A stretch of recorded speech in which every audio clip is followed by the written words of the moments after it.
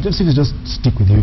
Obviously, you on the card side of payments, so with MasterCard, but just looking at a specific market like Kenya, where mobile money has become an overnight success, okay, not truly overnight, but 7 years of gradual movement to where we are more inclined to do mobile payments as opposed to card payments. Just looking at the numbers, almost 6.5 billion shillings moved daily via mobile money compared to 4.4 billion shillings on card payments. Just looking at that, does that pose a threat, or is it something that complements the way payments are done? Excellent point. I think Kenya is a global poster child for mobile money, and that is obviously very exciting because it demonstrates the upside opportunity that digitized payments of that nature provide. Our belief is that it's a form factor issue. Basically, different transaction types will be facilitated by a different user experience. I think if you look at the statistics, I think to your point, the growth statistics on the card side have also, in terms of card volumes, have also been extremely steady.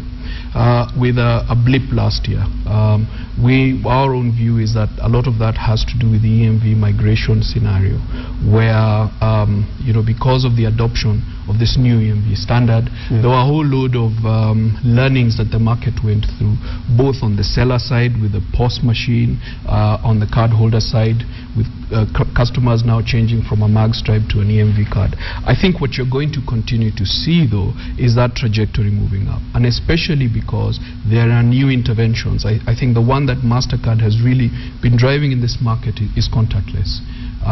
Most of the MasterCards issued in this marketplace, and we have significant share already, are contactless. And working with partners such as Kenya Commercial Bank and Equity Bank as well, the rollout of contactless acceptance or contactless terminals at especially retail points is already well in gear.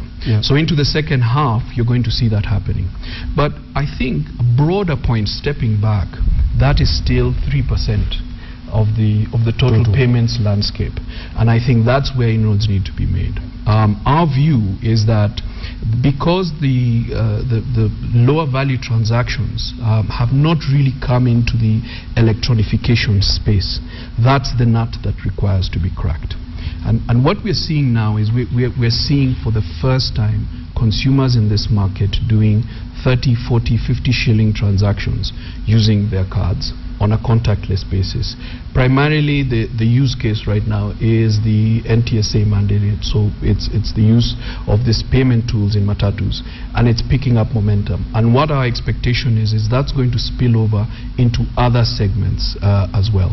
So from an upside perspective, I think there's huge momentum. Will one win over the other? I wouldn't adopt a silver bullet approach. I would probably talk of silver buckshot. So it's really the consumer who is going to see how... Consumer driven. It's going to be consumer driven.